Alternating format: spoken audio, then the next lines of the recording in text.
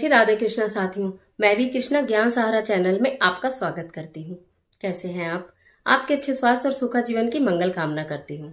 आपके अपने इष्ट देवों को कोटि कोटि नमन करते हुए, बड़ों को प्रणाम करते हुए वीडियो प्रारंभ करते हैं। साथियों, होली की पूरी सीरीज चल रही है। मतलब पूरे वर्ष भर में एक त्योहार आता है होली का, जिसमें कि होलाष्टक से लेकर होलिका दहन तक के अनेकों अनेकों उपाय बताए जाते हैं। और स्पेशली होलिका दहन पर हम ऐसा क्या कार्य करें, हम होली की जलती अग्नि में चुपचाप ऐसा क्या डालें कि हमारे घर की परेशानियां दूर हो जाएं, संकट दूर हो जाए, कष्ट दूर हो जाए, यानी कि हमारे लिए होली शुभ हो, हमारे परिवार के लिए होली शुभ हो, पूरे वर्ष हमारे परिवार के ऊपर आकस्मिक कोई संकट ना आए। इसके लिए अनेकों कार्य किए जाते हैं। इसमें कोई बुराई नहीं है, ये सब पूजा पाठ के काम है, सब ज्योतिषीय काम है। इसे कोई जादू टोना या टोटका नहीं है। जो हम अपने लिए करते हैं वो हम, जिसमें किसी दूसरे का कोई नुकसान नहीं हो रहा हो, सिर्फ अपने फायदे के लिए करते हैं, वो ज्योतिषीय शास्त्रीय उपाय होते हैं। कोई जादू टोना नहीं है। कोई ये नहीं कहा जा रहा कि आप चौराहे पर रख दो, या किसी के घर के आगे रख दो, या किसी की छत पे रख दो, या किसी को कुछ खिला दो। ऐसे कार्य सर्वथा निषेध बताए गए हैं। जो इन कार्यों को करते हैं उनका भला भी जल्दी नहीं होता है।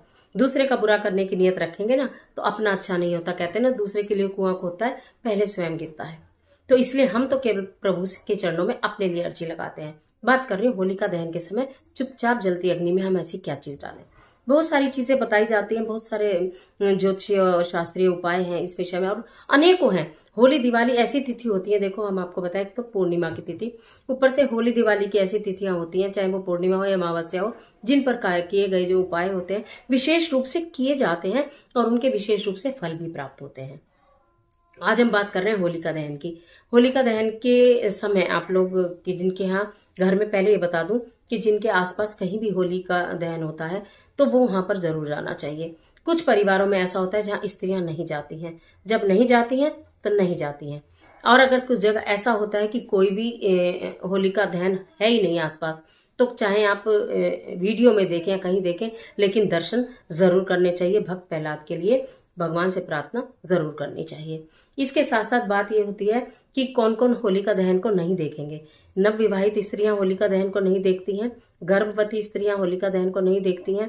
नव विवाहितों के वैवाहिक जीवन पर फर्क पड़ता है और गर्भवती स्त्रियों के गर्भ पर फर्क पड़ता है, इसलिए उनको नहीं देखना चाहिए। बाकी सबको प्रणाम तो जरूर ही कर लेना चाहिए। अगर पूजन नहीं होता तो चाहे ना करें। इसके साथ साथ जिनके यहाँ होलिका दहन में जाते नहीं लेकिन अपने घर में पूजन करते हैं, तो वो वहां से होलिका जब जल रही होती है तो उसकी जलती कोई लकड़ी लाते हैं और या किसी प्लेट में उसकी गर्म राख या उपला लाते हैं और अपने घर में रखकर जलाते हैं।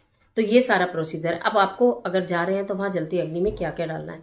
सबसे पहले तो बात ये करती हूँ कि अगर कोई व्यक्ति बीमार है तो क्या करें। एक मुट्ठी में पीली सरसों लें, उसमें थोड़ी फिटकरी लें, 21 बार उसके सिर से एंटी क्लॉकवाइज उतारें और जाकर जलती हुई होली की अग्नि में डाल दें। अगर किसी बच्चे का विवाह नहीं हो रहा है तो उसके मम्मी पापा भी इस कार्य को कर सकते हैं।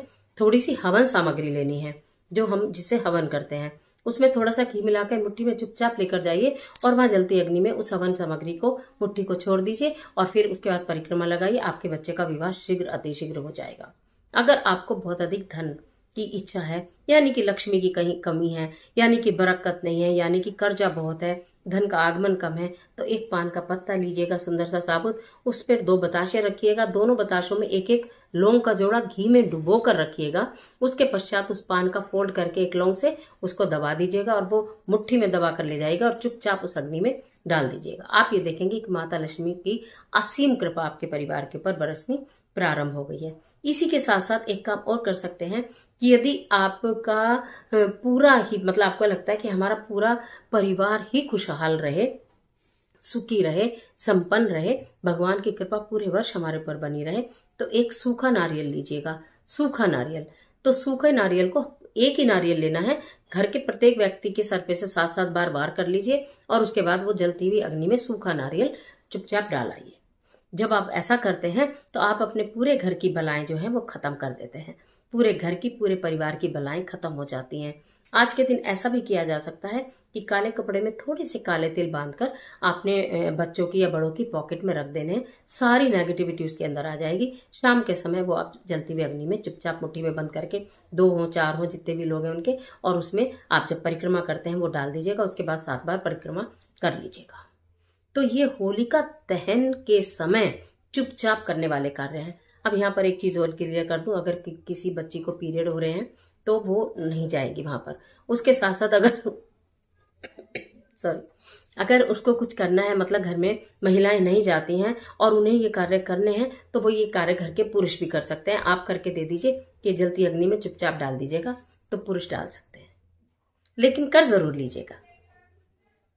तो इजाजत दीजिए, आज के लिए इतना ही। आशा करती हूँ वीडियो आपके लिए बहुत उपयोगी साबित होगी। मिलती हूँ एक और जबरदस्त वीडियो के साथ। तब तक हंसते रहिए, मुस्कुराते रहिए, अपना और अपने अपनों का ख्याल कीजिए। वीडियो अच्छी लगे तो लाइक कीजिए, जितना अच्छा है अपने फ्रेंड का शेयर कीजिए। कमेंट बॉक्स में राधे राधे, जय बजरंगबली, जय माता की कुछ भी लिखिए, लेकिन लिखिए जरूर। ईश्वर आपकी मदद करे।